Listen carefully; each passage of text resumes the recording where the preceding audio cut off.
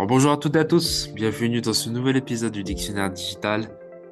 Aujourd'hui, nous allons clore nos séries sur les GAFA avec notre dernier épisode sur Amazon, le géant du retail, celui qui a révolutionné le commerce en ligne ou le e-commerce. Pour en parler, nous recevons comme à l'accoutumée Nabil Hilali. Merci Nabil d'avoir accepté notre invitation. Merci à toi, Malik. On essaie toujours de commencer par une définition. Est-ce que on peut définir Amazon? Donc, je dirais, bon, Amazon, bon, c'est une aventure donc entrepreneuriale, ok? Et comment dire, voilà, qui est révolutionnaire, ok? Donc, à plus d'un titre, ok? Il faut rappeler euh, que Jeff Bezos, ok, quand il se lance dans cette aventure, il est dans une zone très confortable, ok? Donc, c'est quelque chose qui fait réfléchir à la zone de confort. Donc, autrement dit, donc, il était vice-président d'un hedge fund sur New York, donc avec un excellent salaire, donc lui et son épouse donc de l'époque, et tout se passait donc très bien. C'est-à-dire que voilà, autrement dit, qu'est-ce qu'il allait faire dans une galère entrepreneuriale. Et non, mais justement, donc il voyait que quelque chose se passait donc au niveau d'Internet, alors il saute le pas, ok, avec son épouse, donc il quitte New York pour Seattle, au cas où il lance donc cette idée-là. Et donc voilà, donc Amazon, c'est un petit peu c'est un début voilà de les success stories américaines, voilà fondues dans un garage, ok. Et donc là, il monte tout seul, mais bien sûr, donc il a besoin d'argent. C'est ses parents qui vont, enfin, il va faire un tour de table, donc il va prendre ce fameux love money chez ses parents, qui est 250 000 dollars, quelque chose donc comme ça, et puis il va avoir donc le minimum, ok, pour se lancer donc dans l'aventure donc du e-commerce. Alors, Amazon, donc on voit tout de suite aussi, comment on dit, donc Think Big dès le départ, ok, donc il a choisi le nom d'Amazon parce que c'est une métaphore de la plus grande donc rivière donc du monde, ok, et avec ce mot, on va dire donc exotique, ok, où il comprend tout de suite donc l'intérêt du branding, ok, donc euh, l'idée donc d'Amazon, on va dire que la terminologie d'Amazon, voilà, c'est un nom donc marquant, donc qui marque donc tout le monde. Et puis après, euh, donc dans cette aventure donc entrepreneuriale, il fait la liste, ok, il fait la liste de produits qu'il peut vendre donc en ligne, ok, parmi lesquels des ordinateurs, du hardware. Et puis finalement, il s'arrête sur les livres. Alors pourquoi les livres? Parce que c'est un marché donc mondial et surtout, il ne faut pas l'oublier, c'est un produit non périssable. Ok, c'est-à-dire que si par malheur donc l'aventure devait s'arrêter, il pourrait toujours donc se débarrasser donc des stocks. Et c'est ainsi voilà que démarre donc cette aventure donc d'Amazon qui devient le premier bookstore donc en ligne. Et donc là après c'est le proof of concept. Donc une fois qu'il a compris que ça marchait donc avec les livres, donc après rien n'empêchait ok donc l'étendue à tout ce qu'il est possible donc de vendre donc sur Internet. Voilà. Et donc c'est ce qui fait voilà, c'est ce qui fait donc voilà, le charme, on va dire, et l'intelligence de cette aventure donc entrepreneuriale. Donc aujourd'hui, voilà, aujourd'hui c'est une autre histoire, ok. Donc aujourd'hui c'est une entreprise qui a grandi donc assez vite, euh, voilà, qui recoupe pas mal donc d'entités, qui intervient donc sur plusieurs domaines, ok. Donc le dernier d'entre eux c'est le streaming, ok, avec Amazon donc Prime Video et qui, bien sûr, donc aussi donc essuie des contre-coups, ok, on va dire des bulles donc de la bulle donc Internet et voilà, qui est en train de se structurer donc différemment pour garder ok donc cette place majeure dans l'univers donc de l'e-commerce. Voilà ce que je peux dire dans un premier temps. Alors, pour revenir un peu plus au début, au commencement, Mhm, euh, tu nous as dit que voilà, donc Amazon a commencé avec une concentration, en tout cas, un focus vers les livres.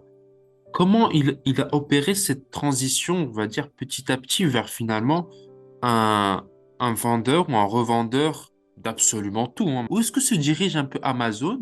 Donc, encore une fois, ok, donc si on peut utiliser voilà, cette fameuse expression qu'est le MVP, Minimum Viable Product, ok, dans l'univers du startup, vous n'avez pas besoin de vouloir, ok, ou de tout faire, ok, dans un premier temps. Ce que vous devez chercher quand vous êtes un start-upper, c'est la preuve que votre concept donc fonctionne, ok. Et donc là, il a eu la preuve, ok, donc par A plus B que comment dire que la vente de livres online donc fonctionne.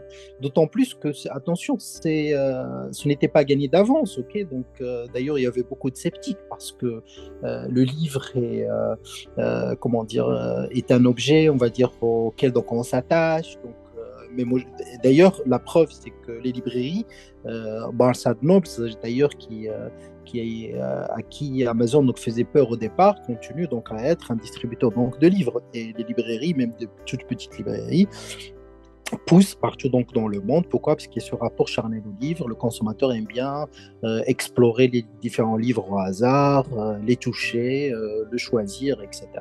Donc, ce qui fait que donc, acheter donc, un livre online est une autre expérience, c'est-à-dire que voilà, vous explorez d'une autre manière et vous achetez d'une autre manière et puis vous réceptionnez votre livre d'une autre manière.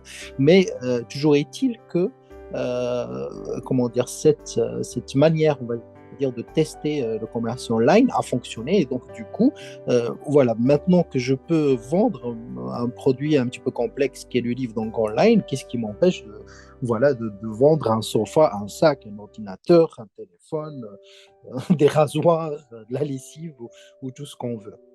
Okay. Et donc, du coup, voilà, ils ont essayé donc d'explorer donc cela et à ce moment-là, ils s'aperçoivent justement que leur concurrence, si on peut dire, c'est Walmart.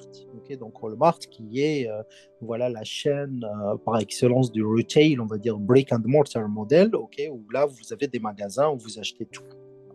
Et donc, du coup, si vous voulez, donc, il commence à, à grignoter, on va dire à grignoter donc, des parts donc, de marché dans le retail, dans la distribution, et jusqu'à arriver donc, au point où, euh, comment dire, où il touche, on va dire, les produits périssables. Donc, les produits périssables, c'est une autre logistique, c'est une autre gestion, mais cela ne l'a pas empêché, ne l'empêche pas par ailleurs okay, de faire des incursions dans cet univers-là. Mais dans un deuxième temps, il faut aussi voir que l'entreprise elle est grande, elle a des gigantesques moyens financiers, et donc une entreprise se développe stratégiquement aussi par des acquisitions et des fusions. Okay. Et donc là, ça n'a pas empêché donc Amazon voilà, d'acheter donc, la chaîne donc, Whole Foods, okay, avec qui a plus de 400 points de distribution donc, aux États-Unis, et donc qui touche donc à la pharmacie, donc à la nourriture, donc aux fleurs, donc à l'alcool, etc. Et dans cette logique-là, rien ne l'empêche de racheter, on va dire, des entreprises qui peuvent être stratégiques donc pour eux. Okay. Maintenant, il y a aussi autre chose aussi qu'il faut souligner dans cette mutation.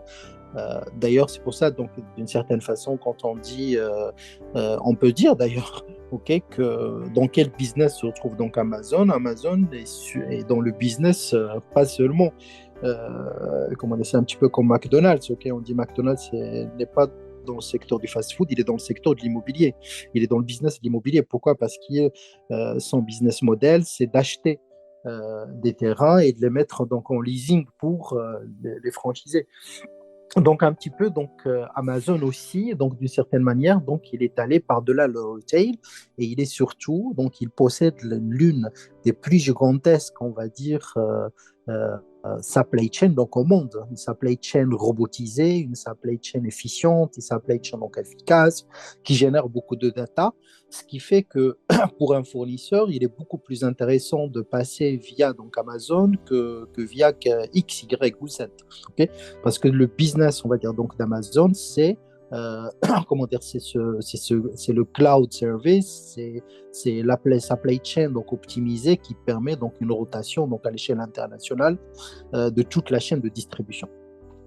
Donc D'ailleurs, donc, il y a cette filiale donc, d'Amazon, ok, donc AWS, ok, qui vend, on va dire, de la technologie, qui vend des solutions donc, d'optimisation des logistiques donc, à l'échelle donc, du monde. Et là, donc, on est dans la technologie, c'est-à-dire on est dans la compréhension ultime de la technologie et de ce qu'elle peut donc apporter donc, à un secteur comme le retail. Ok. Et là, c'est un petit peu, voilà, ça se rapproche un petit peu voilà, de ce que fait Zara. Donc Zara, à titre donc, comparatif, voilà, il est dans la distribution donc, du vêtement, mais ce qui fait la force donc, de Zara, c'est sa supply chain, ok, qui fait qu'en vendant des articles tout à fait donc, normaux, certes, mais la supply chain qui est derrière, elle est efficace et efficiente, c'est-à-dire qu'elle a une flexibilité donc à l'échelle du monde que n'ont pas donc, ses concurrents, et c'est ça qui à la fin donc, fait donc, la différence.